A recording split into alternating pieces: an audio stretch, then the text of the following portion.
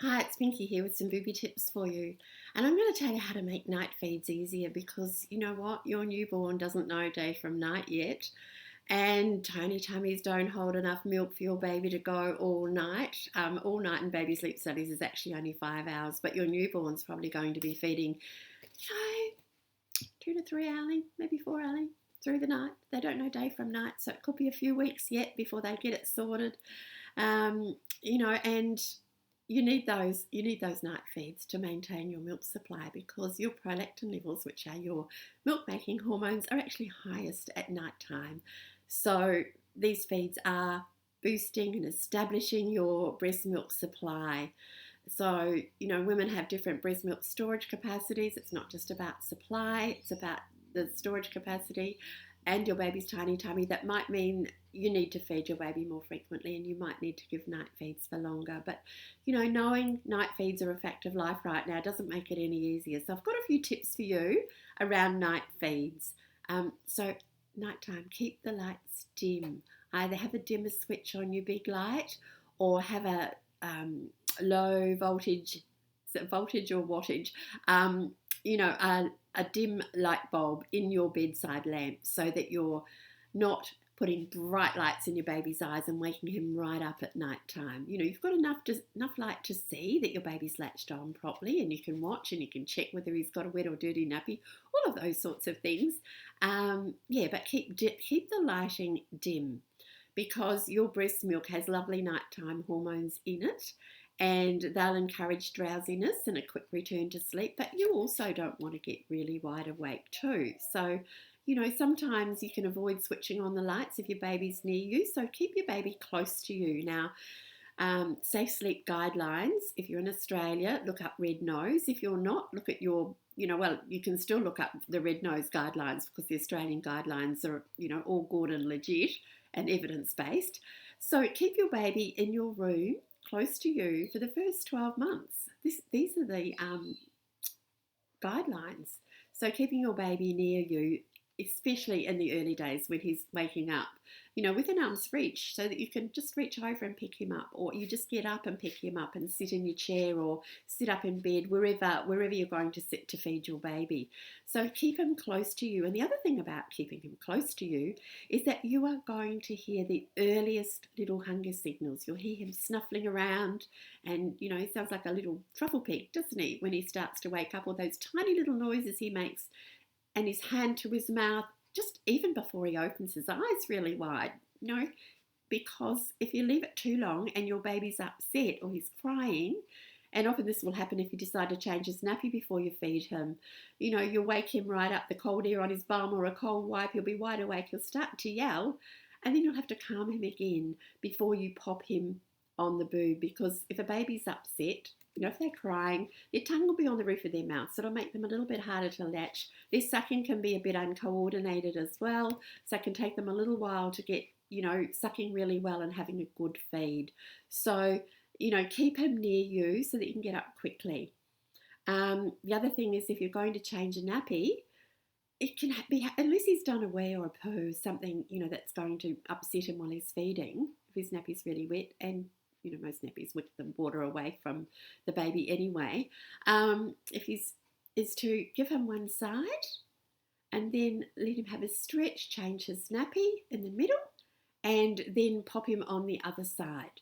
And you'll find those beautiful hormones in your breast milk are going to help your baby feel nice and drowsy and help him go back to sleep, and the sucking will be relaxing too.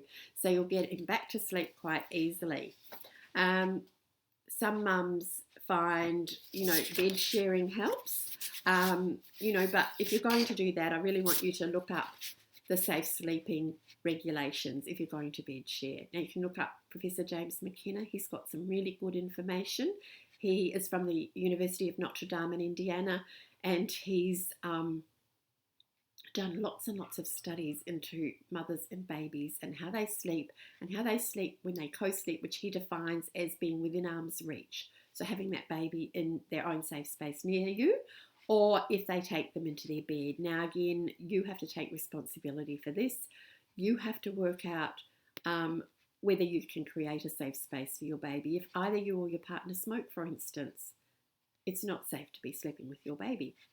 If you're influenced by alcohol or by medication that makes you too drowsy, then you may not be aware of your baby's signals if your baby's signaling for help. So, again, that's an unsafe environment. So you really need to think up, really need to learn, educate yourself about what's sleep, and then you make those choices for your own family.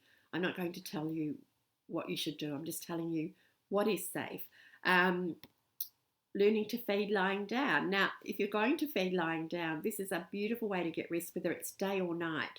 And something you can do, some way to make it comfortable, because I've had so many mums ask me, I'm a lactation consultant, I'm an IBCLC, International Board Certified Lactation Consultant, and I've had so many mums say to me, I don't know how to feed lying down. Now, you lie on your side.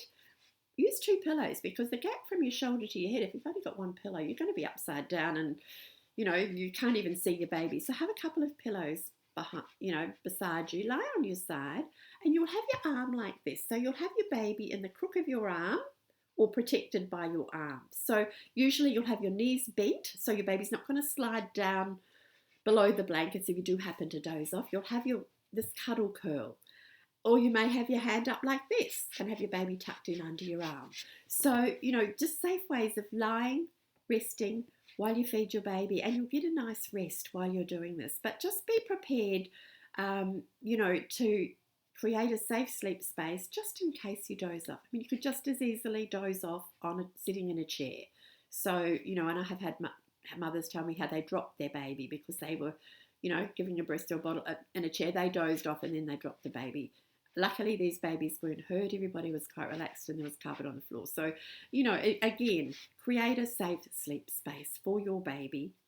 You can also try a laid back breastfeeding position, lying back with your baby on top of you so that your baby can feed and latch really easily. And again, that gives you some nice rest as you're, reclining while you feed your baby. Set yourself up for these night feeds, Fill up a trolley with the things that you're going to need. You can get little trolleys from IKEA or Kmart if you're here in Australia. And I guess in other countries they have IKEA and Kmart too.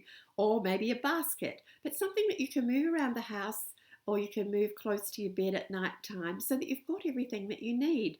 So that you've got nappies, wipes, breast pads, a spare onesie for the poo explosions that can happen, because the little babies, they are likely to do this at night time, which means you will get up and you will have to do some cleaning up or washing or whatever needs to be done. But you've got all those things there that you might need. Another thing is to have a warm drink for yourself. Perhaps prepare a flask before you go to bed so that you've got a nice warm cuppa that you can have a drink of at night time. A lot of the bottles will keep your insulated bottles will keep your drink warm, and prepare a warm drink before you go to bed. Pop some Boobie Bickies on your bedside table. Now, Boobie Bickies are all individually wrapped in the bakery, so there's no people at the moment, no people touching your Bickies. They're not being handled by anyone else, so you can keep your Bickies and they'll stay fresh because they're flow wrapped in the bakery. So you can keep your Bickies by the bed, have a Bickie, have a warm drink, and then you can go back to sleep without having to go down and raid the kitchen and get yourself wide awake. And the other thing is, don't watch the clock. Turn your phone off. Don't watch the clock.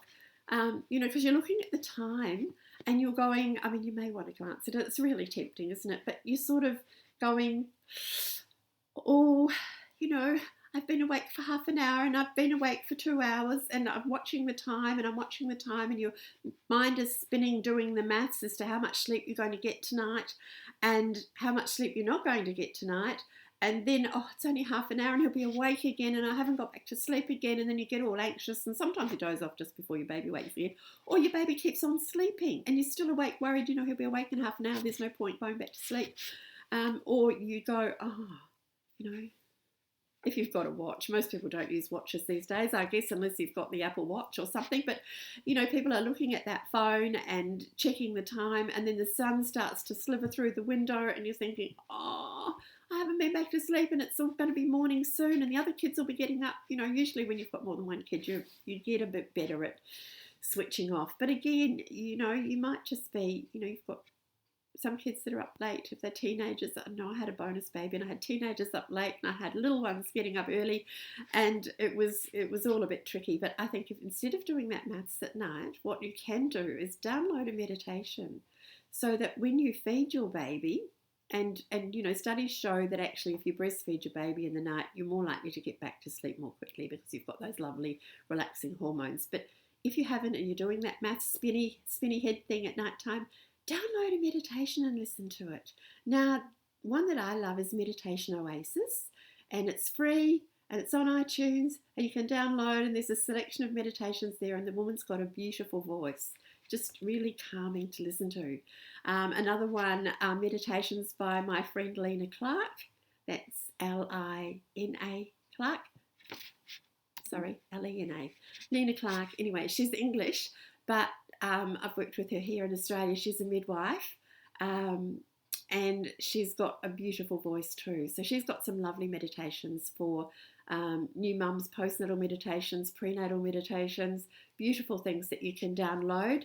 So download those, or go onto audible.com and download yourself a book, an audio book.